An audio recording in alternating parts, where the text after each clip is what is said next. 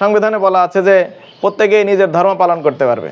তো ধর্ম যদি আমি পালন করতে পারি, তাহলে বিবাহের বিষয়েও আমার যে ধর্ম এটা পালন করতে পারবো।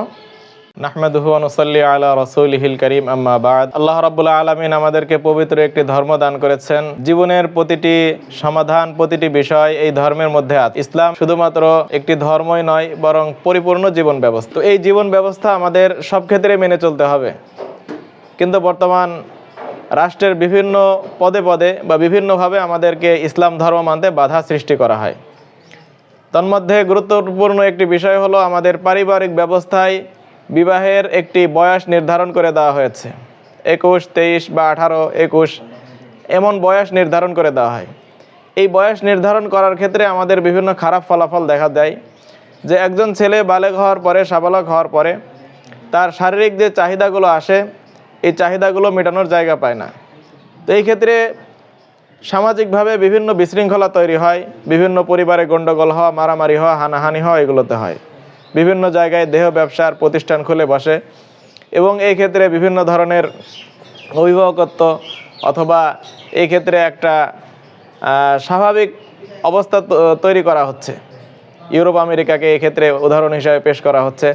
সেখানে যে সকল পাড়া মহল্লার অনুমোদন করা হয়, এগুলোকে আমাদের এখানেও নরমালাইজ করার চেষ্টা করা হচ্ছে।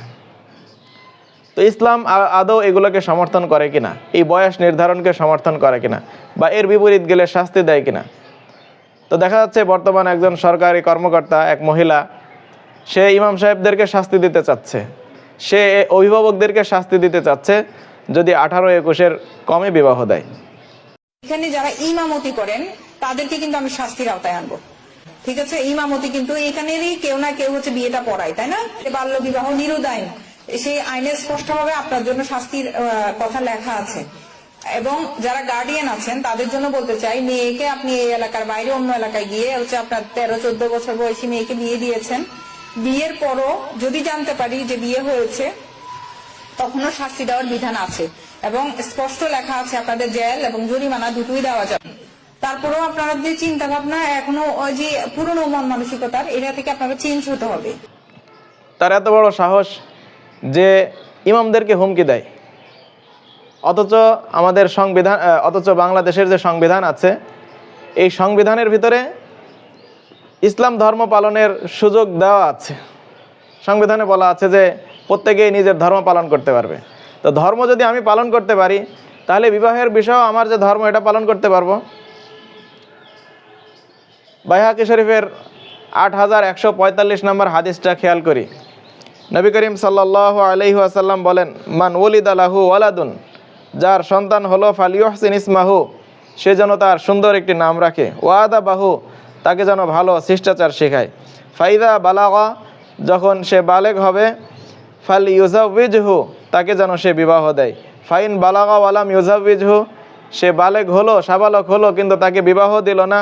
ফা আসাবা ইসমান, সে কোনো গুনাহ করলো। ফাইন্নামা ইসমুহু আলা আবিহি, এই গুনাহটা তার বাবার হবে।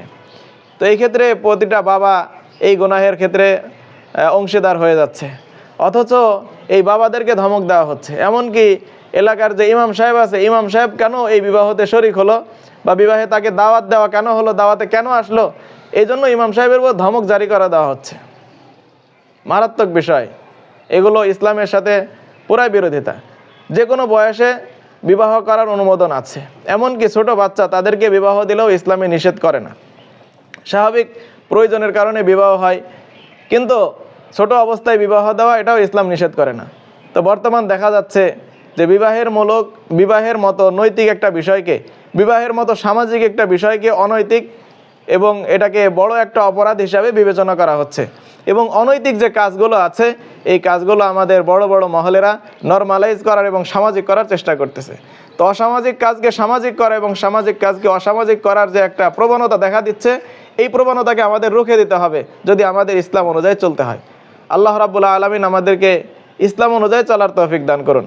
আমাদের যদি ইসলামই না থাকে, তাহলে আমাদের এই সকল নিয়ম নীতি পালন করে লাভ কি? আমরা চাই আমাদের মরার পরের জীবন, আখিরাতের জীবনটা সুন্দর হোক। সেই আখিরাতের সুন্দর জীবন যদি আমাদের পেতে হয়, তাহলে দুনিয়াতে আল্লাহর নিয়ম অনুযায়ী চলতে হবে। আল্লাহর আইনের বিরুদ্ধে আইন করবেন আর সেই আইন মানার জন্য হুমকি দিবেন, এটা তো আমরা কখনো মেনে নিতে পারি না। আল্লাহ রাব্বুল আলামিন আমাদেরকে হক জানার এবং হকের উপর আমল করার তৌফিক দান করুন। আমিন ওয়া আখিরু দাওয়ানা আলহামদুলিল্লাহি রাব্বিল আলামিন।